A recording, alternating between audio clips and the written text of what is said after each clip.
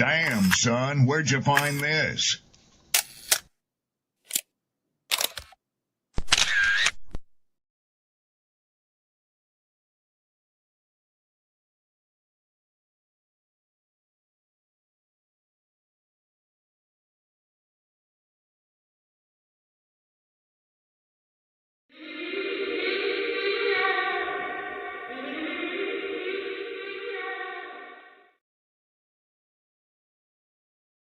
People don't be offended by the truth.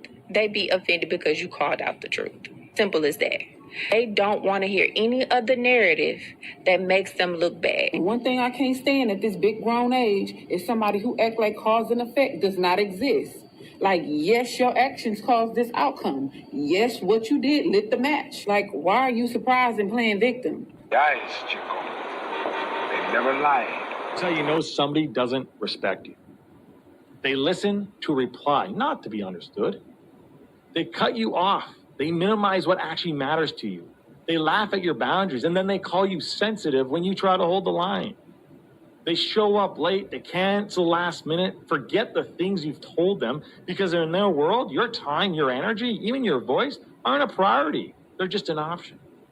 You see, there are two kinds of people. Those who adjust when they realize they've actually hurt you, and those who expect you to adjust so they don't have to change. You don't need to be disrespected loudly to be disrespected deeply. Sometimes you'll see it. It's just in their tone, in their patterns, in the silence after you're known. Respect isn't what they say when they're watching. It's how they act when they think you'll tolerate it.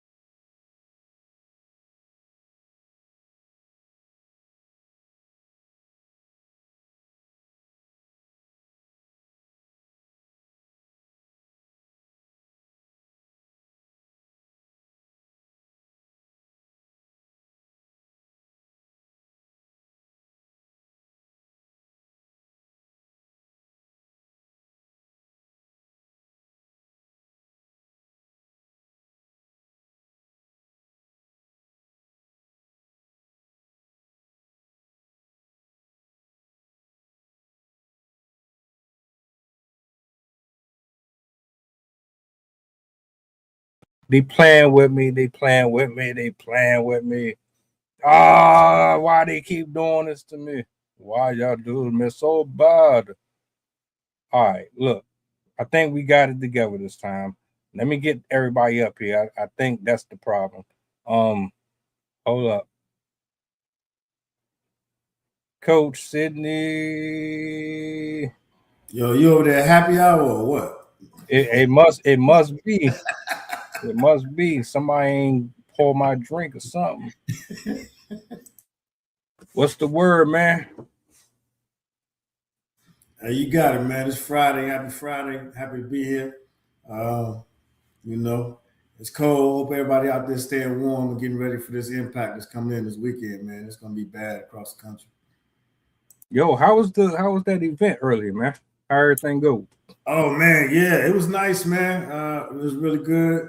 it got intense. It got a little spicy. To be able to see the judge and the ex mayor, exchange a few jabs and go back and forth, man, and talk about the economy and the future of the area. It was pretty intense. It was pretty nice to see.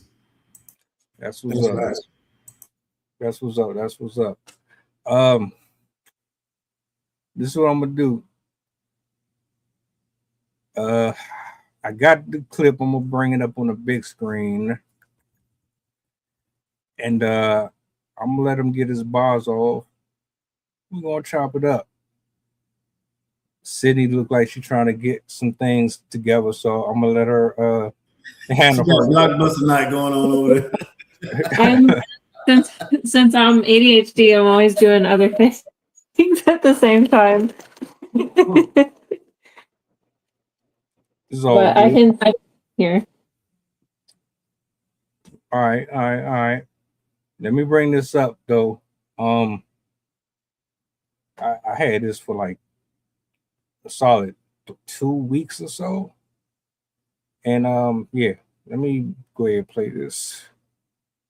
Is listening. Who gave them the right to charge us for water and land they didn't create?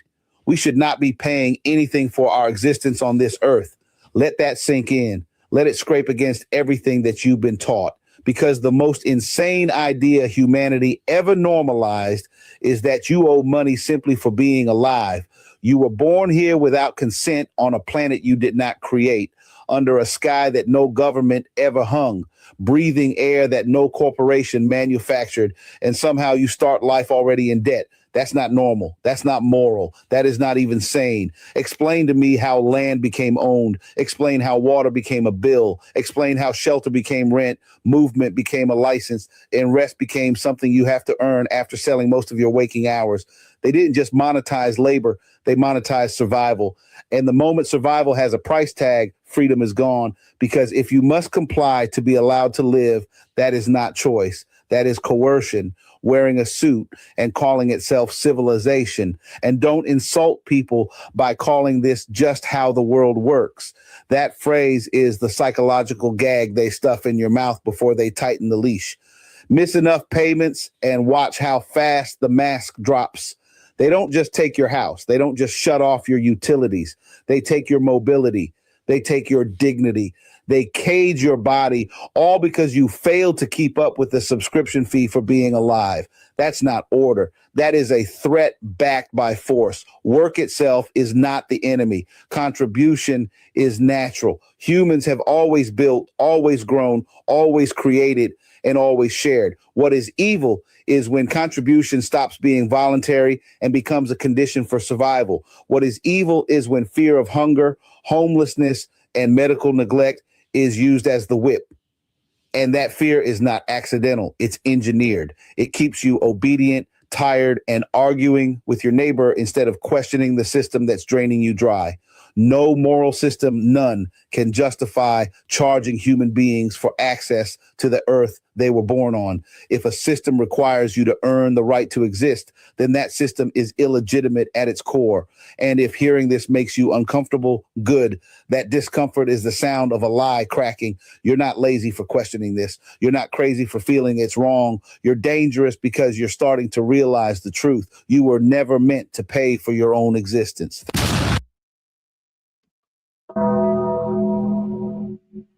Was he cooking or was he cooking? Tell me if I'm off here. I agree with all of it. I've written poems about this very thing.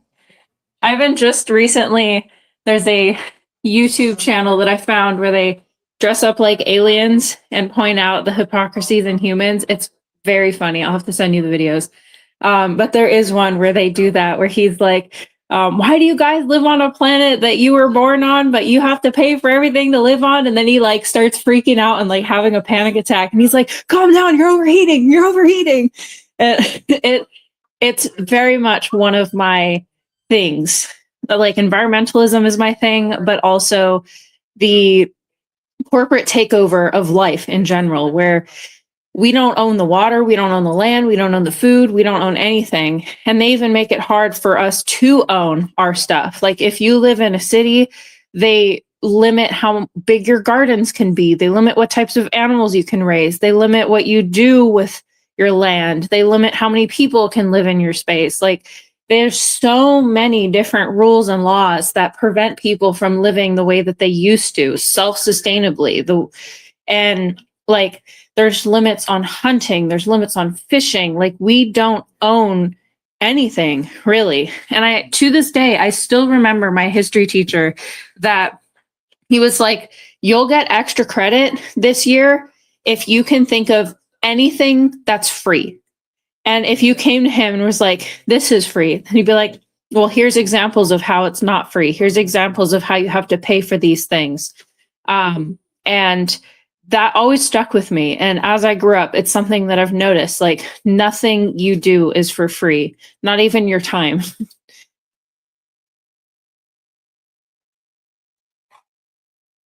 Coach, how you feeling? I mean, I thought it was a CGI video. It didn't. I was looking at the movements and looking at the gestures. It looks like something made off of Hey Jen. But like Sid said, I mean, it's the typical things you can find on YouTube and anywhere else. You do have a lot of people questioning and asking these things, but it's just like everything else. Is okay.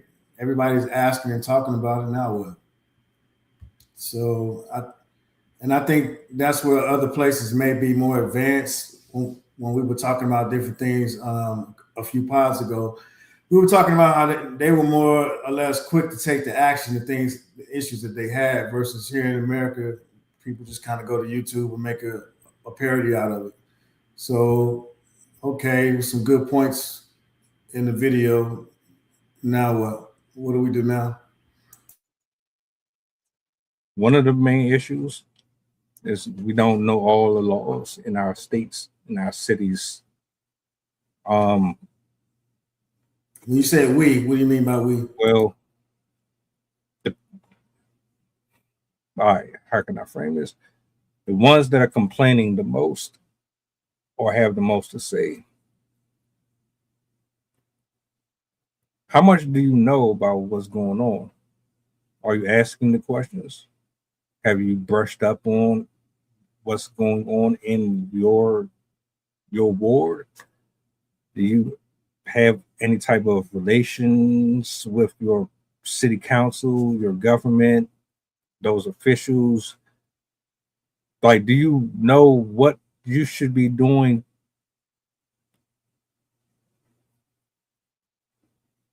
Do you know what you should be doing on paper to make it where they hear your voice, so that the issues that you are trying to address, they actually get acknowledged? Or is it just, are we just saying, all right, this is our problem and that's it? It's cool to talk about it, but didn't, like you said, now what? One thing I didn't know, and I just did a reaction to this earlier. I didn't know that you could go to jail for taking rainwater and snow, melted snow, and using it.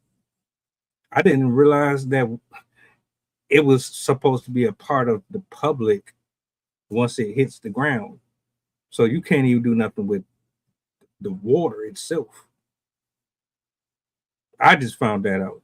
So it's like, all right, now I have to brush up on some stuff.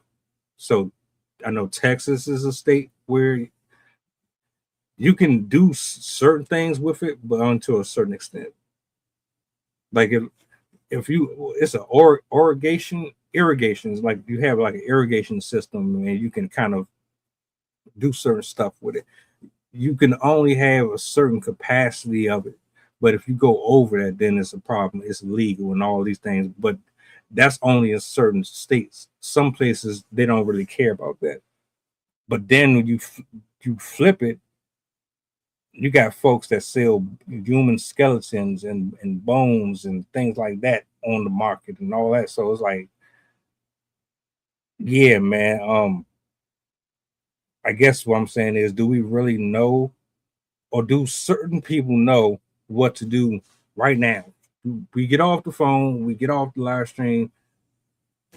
All right, I know I could call such and such, and I can do this, or I can fill out these forms, and this is going to go directly to the secretary here. Secretary is going to transfer it over to this person. All right, this is my complaint. Let's sit down, have a meeting. That's it. I guess that would be the natural progression.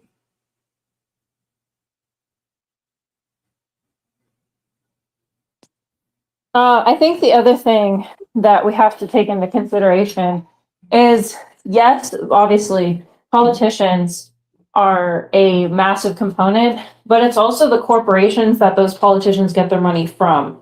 Because a lot of these politicians, not all of them, but a lot of them get to the places they are because people sponsored them, people paid to help them get to those places.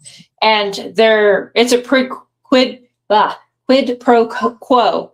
They're doing favors for those groups. Like, they'll make some of the regulations more lax. They'll allow them to do things that maybe other corporations might not get to do.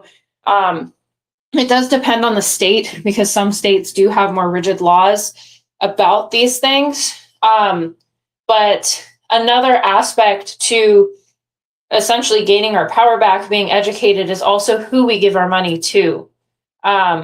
Because yes, we do vote in people that make certain laws, but we also vote with our dollars. Every purchase we make is a vote in a certain direction, support for certain groups of people. And that's another area that people are not educated, where they don't know who they're giving their dollars to. They don't know who the CEOs and the stockholders of those companies are, and who's benefiting from whatever they're supporting. I mean, even like, what do you call it?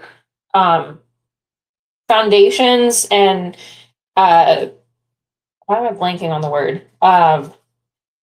Nonprofits. Even like nonprofits, some of them are just fronts where they're funneling money, and there's some that are better than others. And if you donate, sometimes if you think you're donating to help sick kids, you're not, and your money's just going to a foundation to help somebody else not have to pay as much in taxes.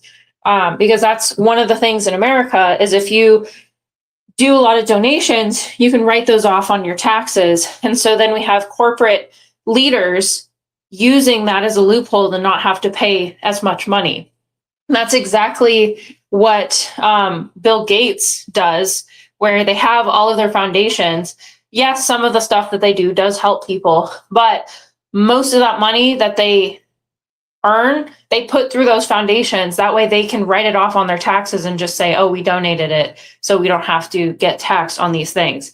And that's a very common loophole for a lot of these big businesses, and billionaire status individuals will take just to get away with not having to give that money away, or so they say, give that money away, which, if everyone understood what taxes were for, taxes are supposed to go back to us. They're supposed to help with our roads. They're supposed to help with our healthcare. They're supposed to help with subsidizing other areas that are for the people, for everyone else. And I think people don't really understand the money system in general. And that's a problem, because they're not understanding where their money's going and what's happening to it when it's getting spent.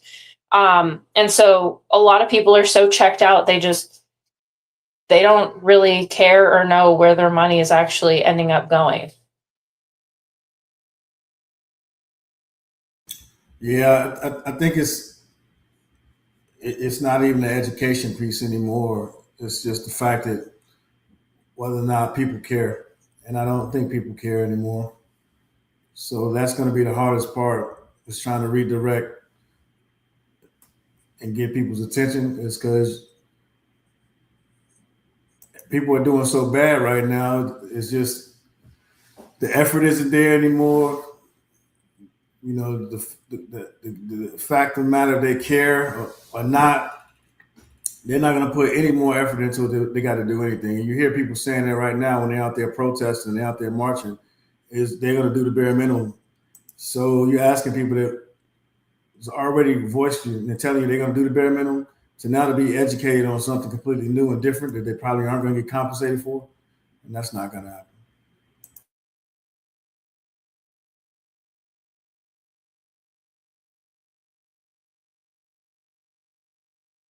You muted.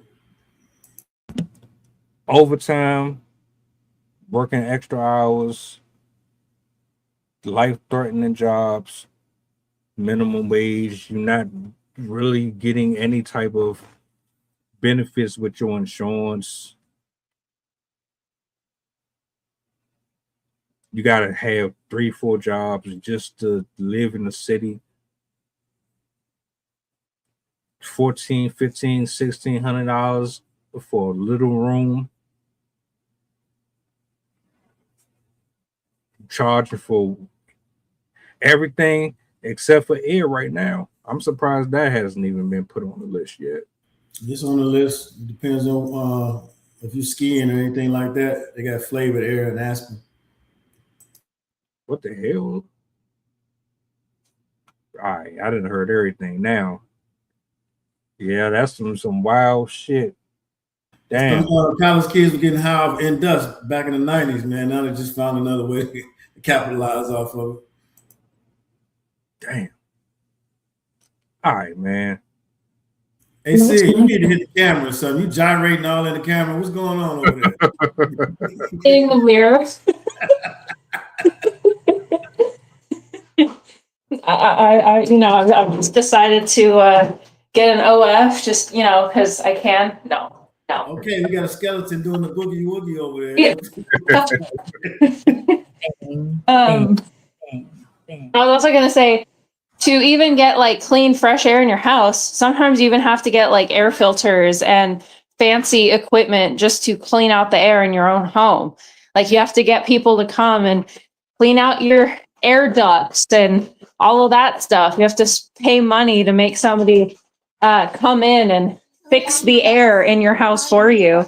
And it sometimes doesn't even work in certain states, particularly upper Midwest and sometimes towards the East Coast. The air quality is so bad. They put warnings if you're under the age of, I think it's usually 10, or if you're over the age of like 60, do not go outside during these times because it's so polluted. It's dangerous for your health and it can trigger asthma attacks, heart attacks, respiratory issues. And people have died from air pollution. We don't think of that because, a lot of people just don't think of that type of stuff. They have better things to do, other things to worry about. Nobody wants to think about the quality of their air, their water, their food. But that is another thing that's becoming a huge problem. And historically, it hasn't been a big problem in the US. Like the closest we got was during the 80s before they started changing how car filtration systems work and stuff like that, the exhaust and whatnot. But other countries have been dealing with this for a while. China, India, I think, what's the other one? Europe towards like Italy, France, what's the other? Spain.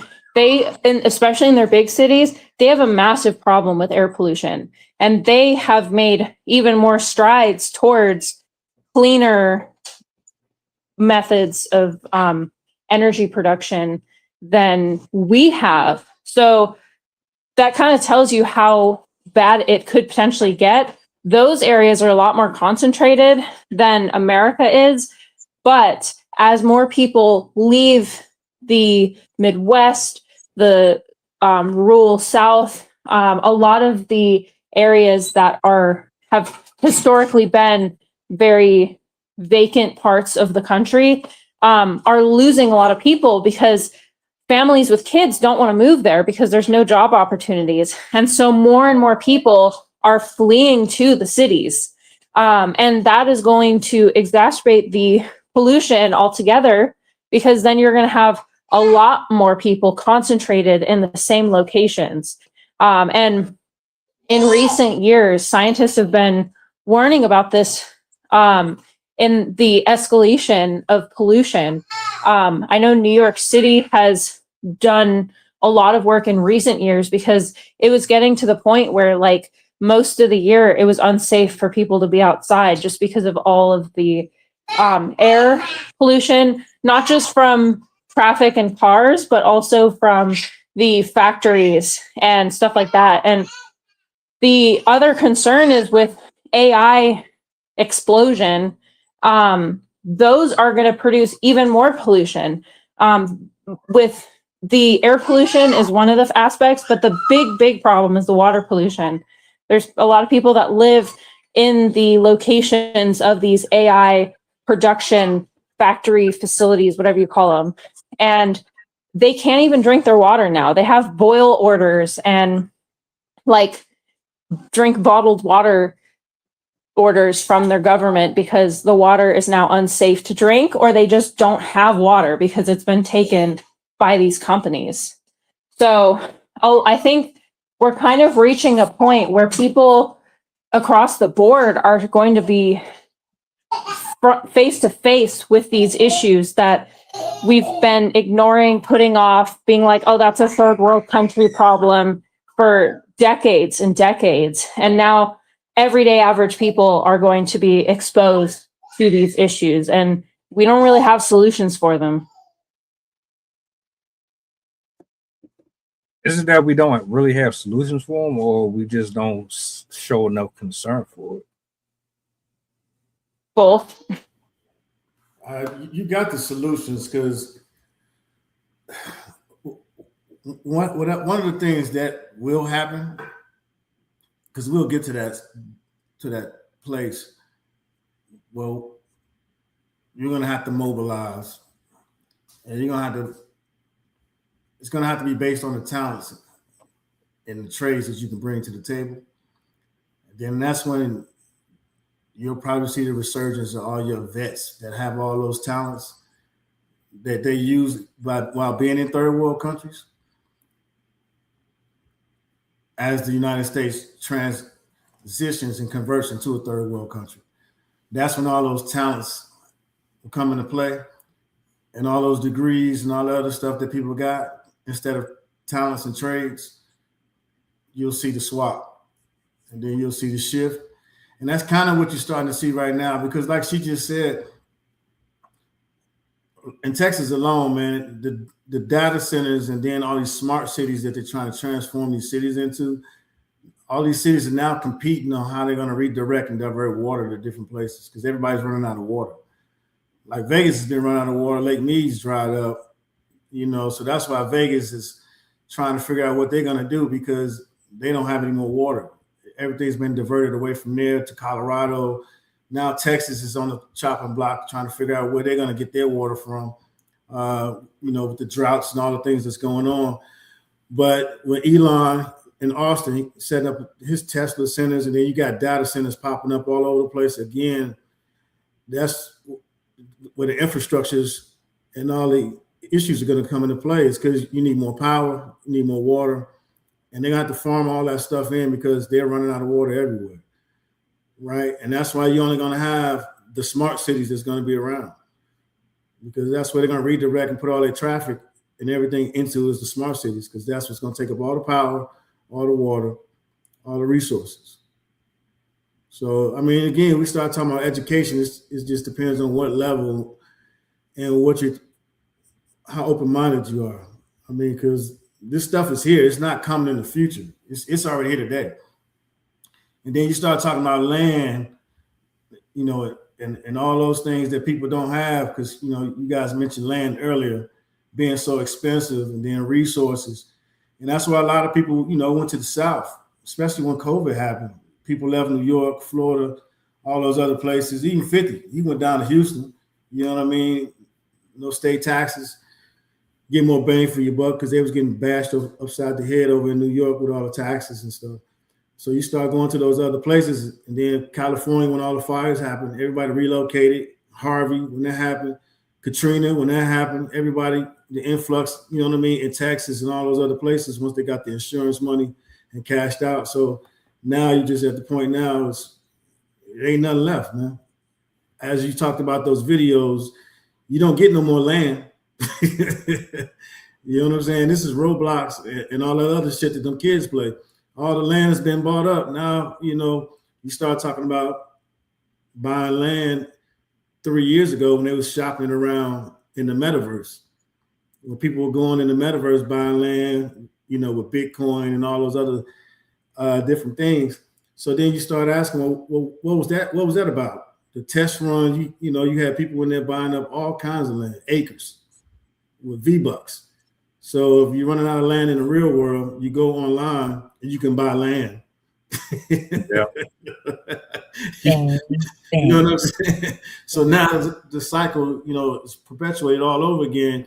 And if you didn't have money on this side and you don't got no money on the virtual side, now you're just going to end up going through a different. She laughing, but it's the same thing though, because that money it translates over. You got to have money to buy V-Bucks. As crazy as that sounds, you know what I mean? You was giving your kids money for V-Bucks 5 or 6 years ago, and then that V-Bucks might be what's making and breaking households in another 3 or 4 years. I remember food stamps, like the paper ones. I'm not talking about the EBT card. I'm talking about the actual paper food stamp. Now you talking about V-Bucks. I don't even know what the hell that is. You ain't got no kids then.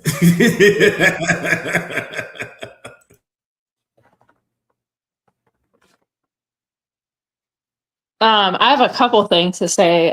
First of all, this one's more of a funny funny in a dark way. I just watched this episode. I like watching Dave Ramsey sometimes just because it motivates me to not spend all my money seeing other people's poor decisions. He's just a speaker. He's not actually a financial guru, right?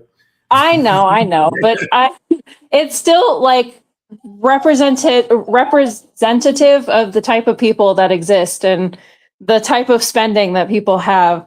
There was somebody that spent over $100,000 just on like video game currencies and stuff like that. And I still remember when I was in high school, that's when Facebook came out, aging myself. I had classmates that were like, oh, I just got all of this on Farmville and I have all this land on, look at all these accomplishments that I got on these games. And I used to think to myself, even at that age, I'm like, why are you excited about land and animals that you don't own? Like, I would much rather have the real thing. I went to school at a place that had an agricultural farm because we were one of the remaining schools in my county that actually had the FFA organization at our school. And I had goats. I helped my friends with their pigs. I had chickens and ducks and rabbits, and I loved it. And I never understood why people would want to waste on fake creatures and fake land and everything like that. When I'm like, why wouldn't you just have the real thing? Like, why can't you just save your money and get the actual land? I'm like, you can't brag about having a mansion if you don't get to actually live in it.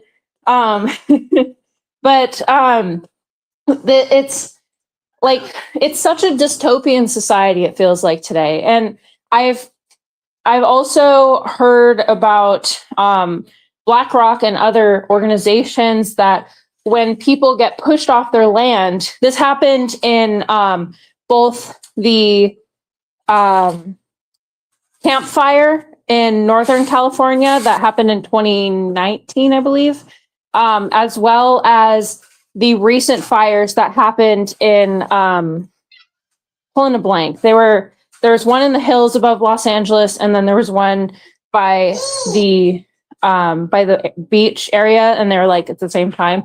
But a lot of those people, when they got hit with those fires, they lost their properties. And when the land surveyors, whatever they're called, came in to be like, for the insurance companies, how much can you get back?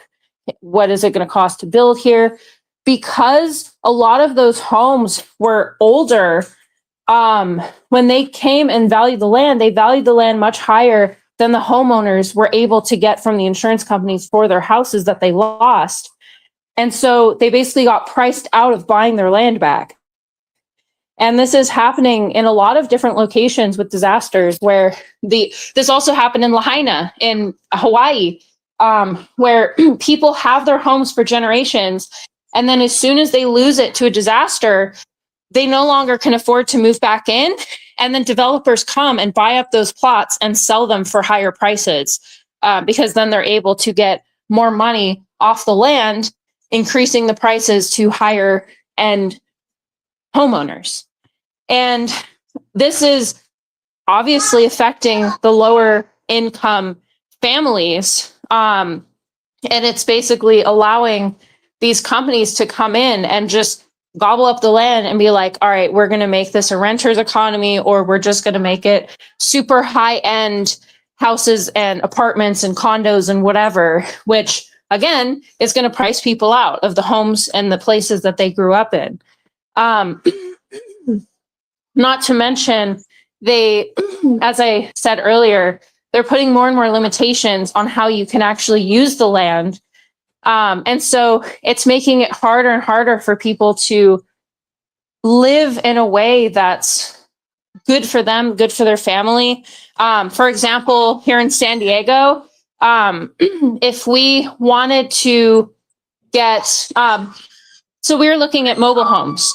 And we were considering getting one because it was within our budget. Like here in San Diego, if you want a drug house, it'll be like $500,000 and you have to pay cash for it, which ain't nobody got that. At least I don't. So like, I'm priced out of like burnt drug homes. I'm like, okay, cool. So you want me to spend $750,000 for a 1-bedroom, half-bath house? I don't think so. No. And so we were looking at manufactured homes, which are kind of like mobile homes, but you can't move them once they build it. But what I found out is you buy the manufactured home and you put it on the land, but it has to be manufactured land approved, which is owned by a different company. So we don't actually own the land that our house is on, but you can't actually move the house.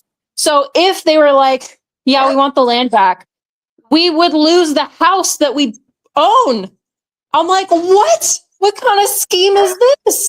It's crazy. And this is something that is affecting homeowners across the board, where they're like, this is actually a reason why I've heard people regretting moving from California to Texas, because property taxes are higher in taxes in Texas are higher in Texas. In California, it's income tax that's higher.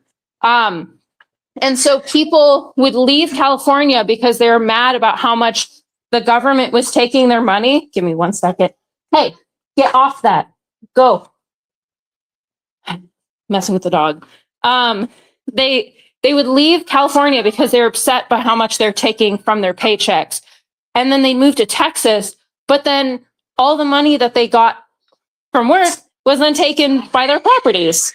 And a lot of people, a percentage of people that had moved to Texas from California tried to move back from Texas to California again, but they were then priced out because their home in Texas was significantly cheaper than it is to buy a house in California.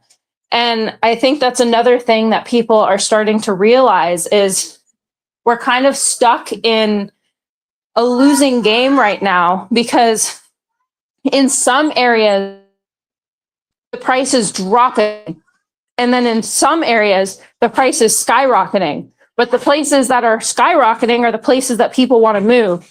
And the places that are dropping are mostly places that are either overcrowded or places that people don't want to live. And you're kind of stuck. I've noticed, like, especially since the housing crisis in 2008, and particularly escalating around COVID, people started playing hot potato with houses where they were like, I'm buying the house, then I'm selling it for a profit, and buying the next house and selling that for a profit. And then eventually you'd get to somebody who they couldn't get any more for their house and sometimes had to lose money.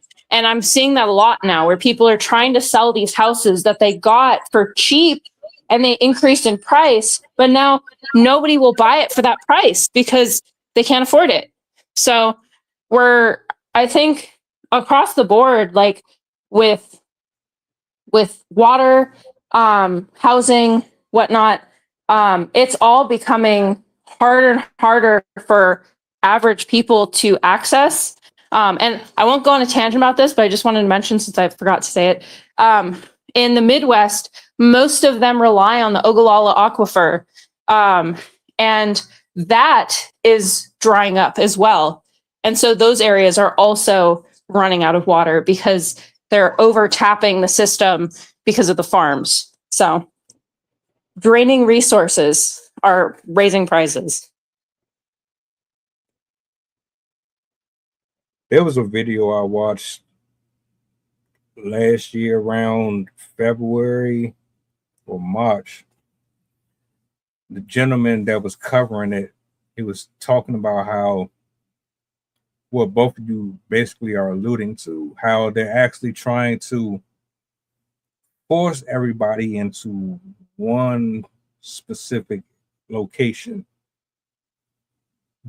by essentially making things either overpriced or so difficult to afford that you have no choice but to pick up and go where they want you to go. It's like they're trying to they're using invisible pitchforks and they're kind of poking at you to move in one direction. So you're all under one control.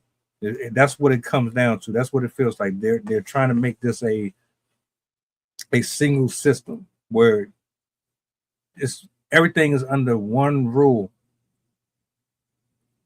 And I didn't think that, I didn't really take it that serious at first until I started seeing people getting kicked out on the street. Actors. I'm seeing the last year at least 4 to 5 different actors homeless. You know, these are people that we watched growing up. And it's like, what? Not you. That's impossible. Now they talking from cars. They on drugs. They don't know who they are anymore. They families trying to get them help. They don't want help no more. NBA players, just like,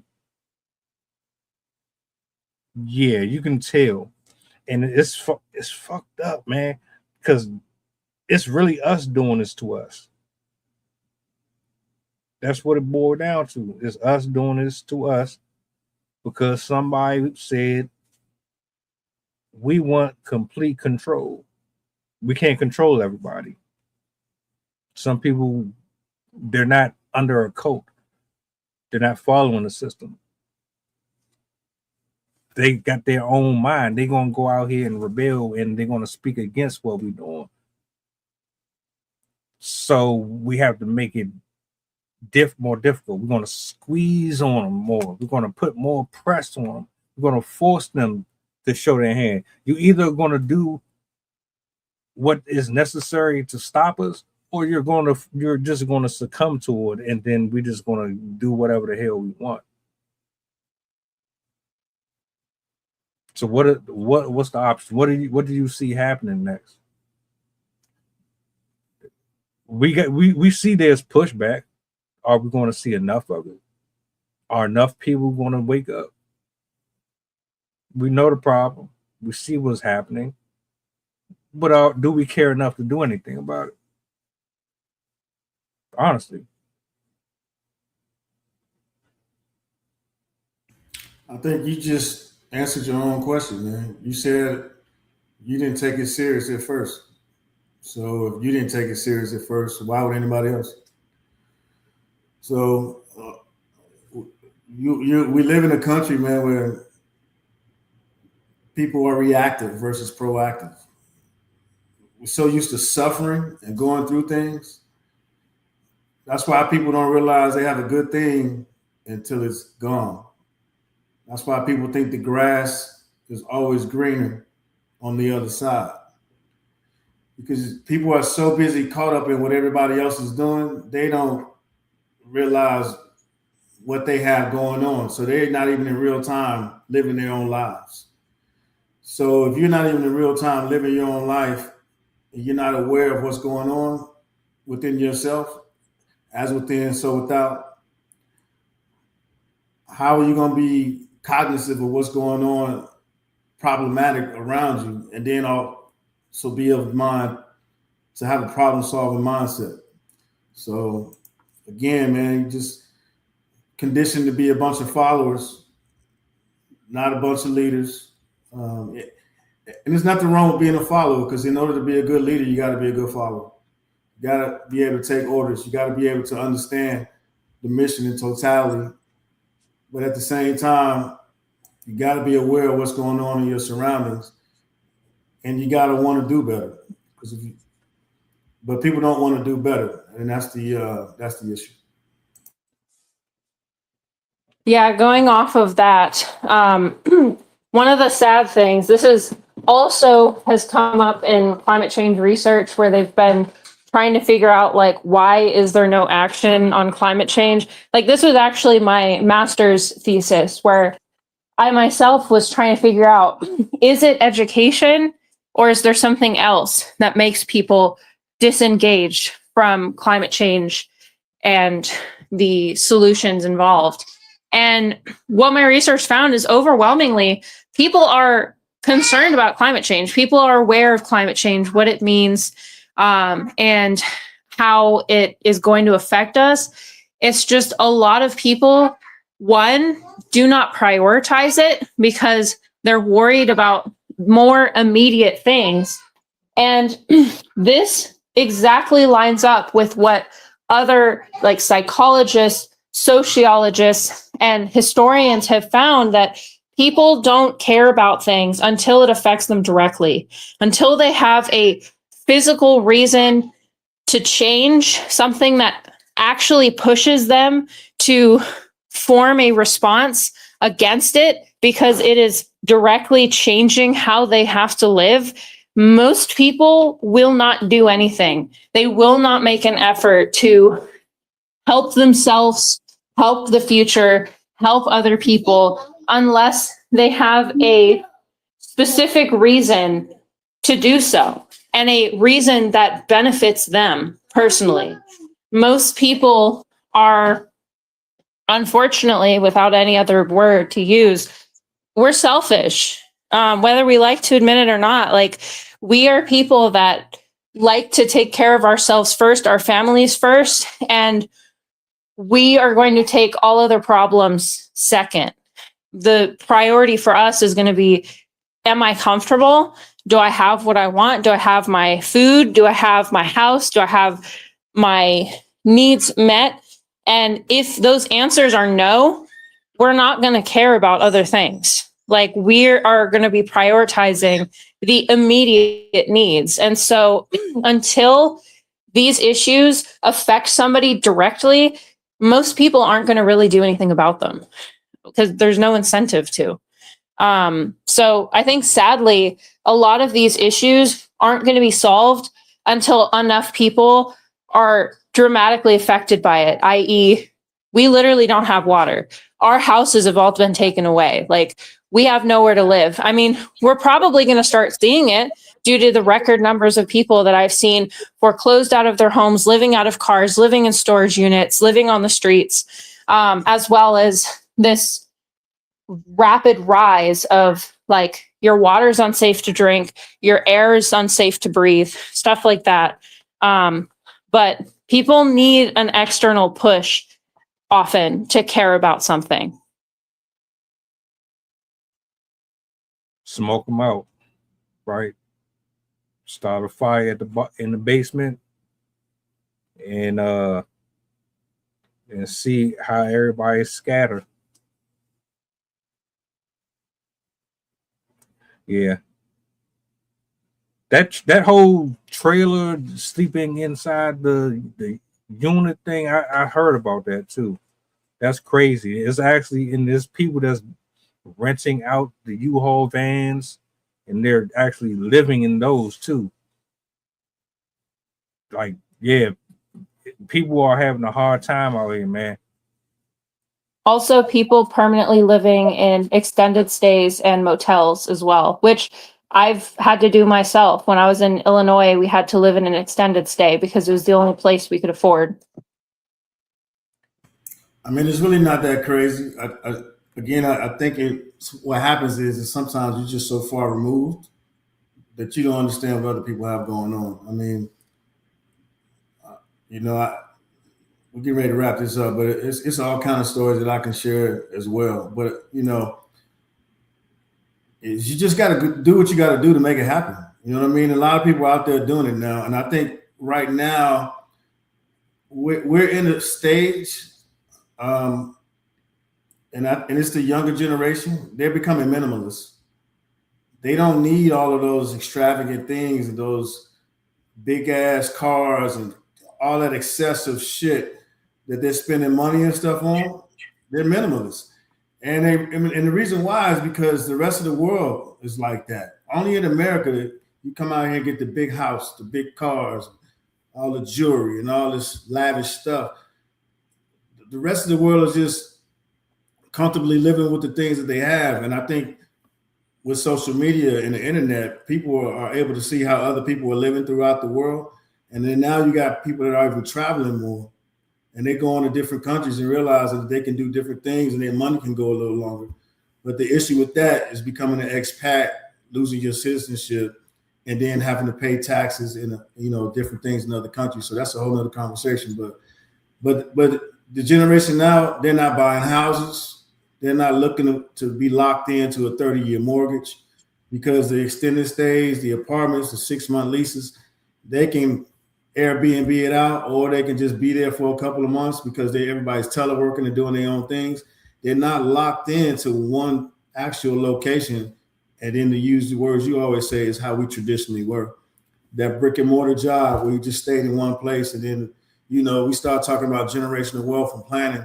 And then this generation is like, who told you I wanted to be in that house 20 years from now? You know what I'm saying? You didn't even ask me. You talking about generational wealth? That ain't the wealth that I'm looking for. So you know what I'm saying? It's just a big disconnect. And I think that's the things that we're realizing right now. And that's what's missing from bridging that gap is the conversation piece. Is we're so traditionally stuck into our way of thinking and what we would want to do and what we were told to be, versions of being successful. It looks completely different now and in the foreseeable future. Food for thought. Hey, we can get 50-year mortgages soon. Hopefully not. Don't fall for that trap. Hey, y'all do with that, which y'all will.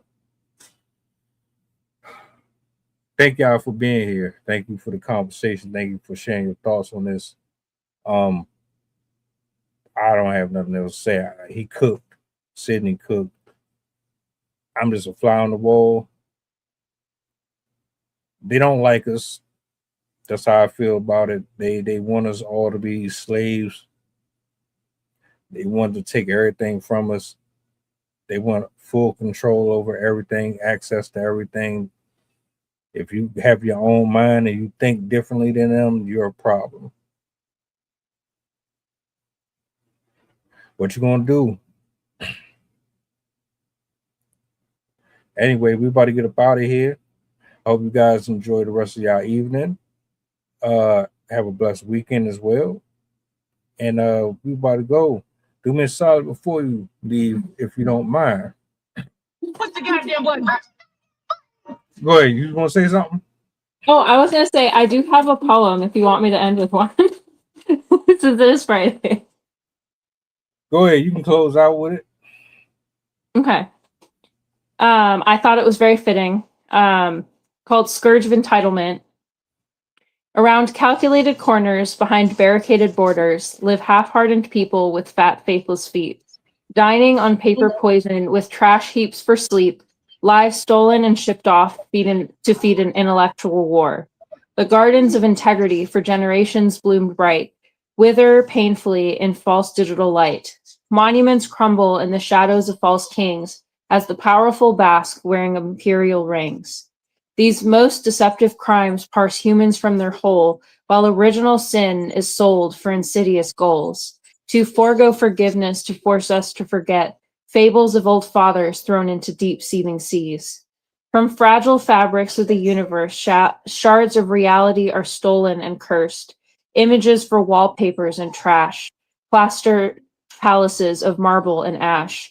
These pleased heathens beseech greed behind windows of double-paned glass, preaching with mosaics from the slavery class, praying to hips without souls attached. Up on the hills, they built their homes with velvet promises and ivory bones, tactfully treacherous while begging for clothes, begging their evils, protecting their evils, they shan't be exposed. Straight ahead eyes, staring, ignoring, hearts cold, hands deceptively fold. Worry not for those who own all the gold. Instead, fear those bought and sold. For greed is a shame, but really quite tame than the ones observing nuns with disdain, who happily throw less thans in front of a train. Worry not of the wealthy that live like we do. Instead, fear for the eager that profit off you.